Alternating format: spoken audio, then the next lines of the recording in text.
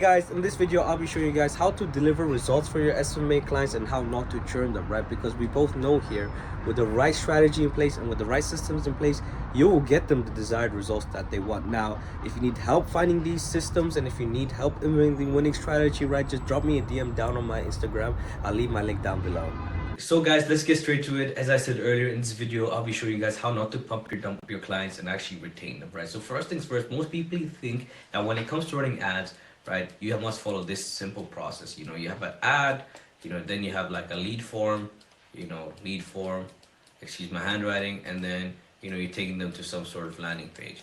While this is somewhat true to some extent, we all know this is just not how it is. It's not as simple as that, right? So in this video, I'll be showing you guys deeply how I structure my own ad accounts to make sure that I'm delivering my clients results. So first things first, take a look at this, right? This client, I've been running ads for at least nearly 4 months now, like on a $35 a day ad spend, right? He has spent $3,595. So that means he has nearly been working with us for 4 months, right? And he's generated 102 leads at $33 per lead, right? And this is, by the way, in California, which we all know is a hard market to crack. Anyways, doesn't matter. I'm not trying to glaze myself here. Let's get straight into it, right? So first, you have the campaign. So what do you do at the campaign? It's pretty simple. 3 steps. 1, you just label it properly, right? You must put your agency name and, you must put the date. Because in the end of the day, if you're not tracking things and if you're testing other campaigns with other targetings and all whatnot in the future, right? Say you have this client for a while, you're obviously going to be testing multiple things, right? If you're not like labeling things, you're just going to get, mixed up.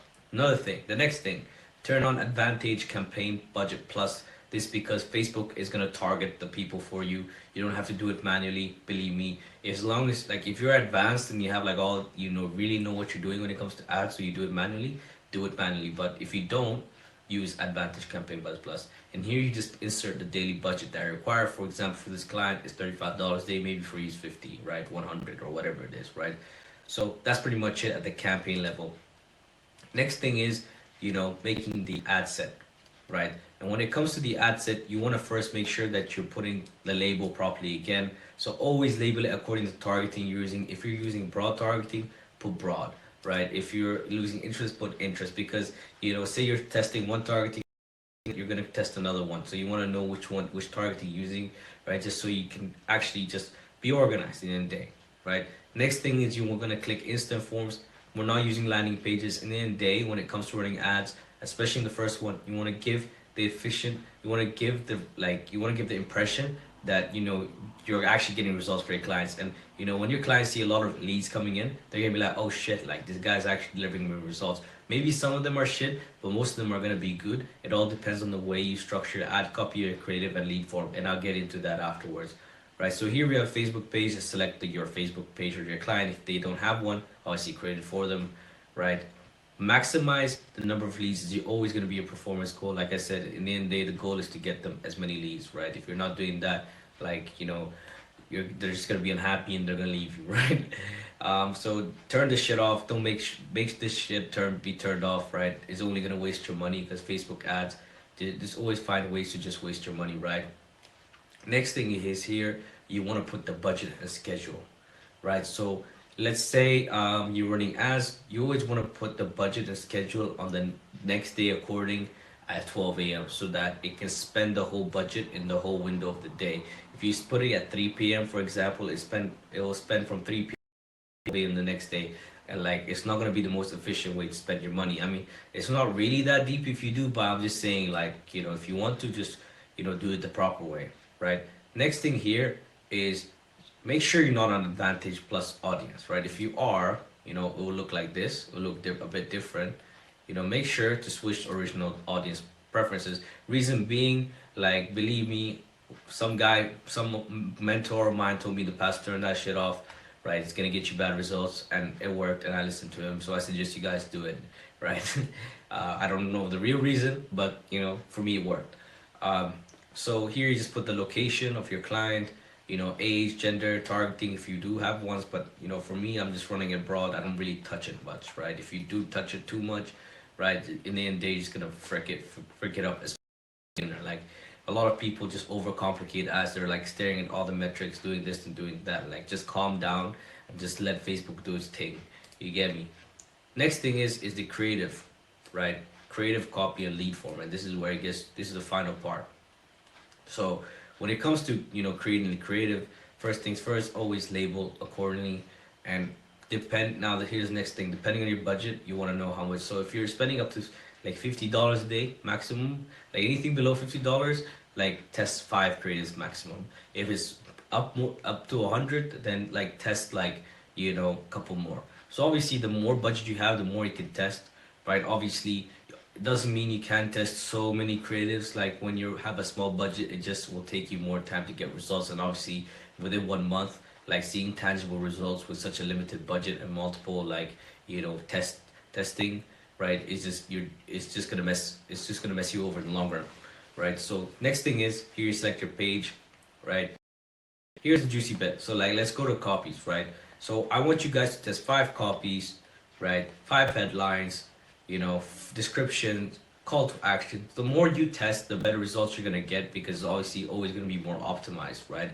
And that's just how it works, right? And the key here, when you're calling out the audience, you want to make sure that you're putting this client location in here. Like say they're in Brentwood, put Brentwood here. Don't call out the state. A lot of people call out the state. Don't do that. It's gonna mess up your targeting. Like when you're running this ad, you always gotta think, how can I let Facebook target the people that I want, right? Just let Facebook do it for you, right? And so just think about that when you're analyzing your entire ad, right?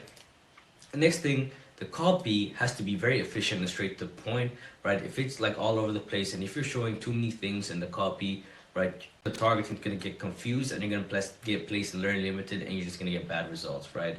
So next thing is the creative, right? So the creative is obviously key. Creative will always get you the best results, right? So the key about the creative is always positioning good offer. And see how here is $500 off. There's a reason why. Most people do this. They write 10% off, right? 10% off. So if you were to ask me and anyone else, do you know what 10% off like a freaking like retaining wall is? No, you don't know. Nobody would know, right? Because they don't know what the price is, right? So instead of doing 10% off, you want to like make it some type of numerical value, right? So 10% off is as equivalent to what up to $1,000 off, right? Obviously niche you're in, but in my niche, like hardscaping, right? If like 10% off a retaining wall is definitely like somewhere around this price or even a bit more, right? And this way people can actually visualize this, right? Oh shit, up to $1,000 off my project.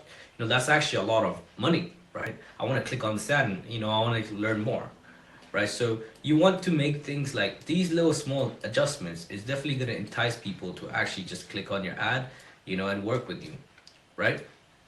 So yeah, next thing is obviously crafting that lead form. And when it comes to lead form, right, you want to make sure that it's structured in the right way so you're not getting shit like tire kicker leads, right? So here obviously organization, as I said earlier, which is the fundamental aspect of the entire thing, right? Labeling properly. And here you want to click more volume just because, like I said earlier, you want to give the impression that you're actually getting results for your clients, right? Because some of the leads are going to be shit, but most of them are going to be good. So click more volume, right? You want to next thing you want to create an intro. Here you're gonna have a headline, right? Just add some emojis, tell ChatGPT to do it for you, right?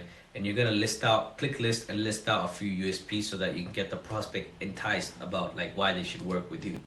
Next thing is questions, right? So you always want to press add questions and add multiple choice questions depending on your niche. Like add a couple qualifications because if you're not doing that, they're gonna go autofill and you're just gonna get spam and shit leads.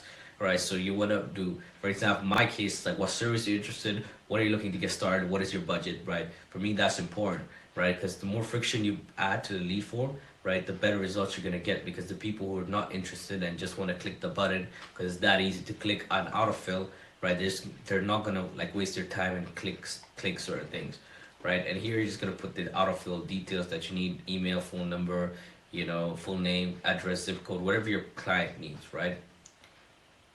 Next thing is the privacy policy. So here you're just gonna put a Google Doc link to let ChatGPT auto-generate a privacy policy for you. Copy on a Google Doc, put it here, bam. And the editing is pretty simple. Headline, description. Just write something like "Thank you for your time." Thank you. You unlocked your discount. Some bullshit like that.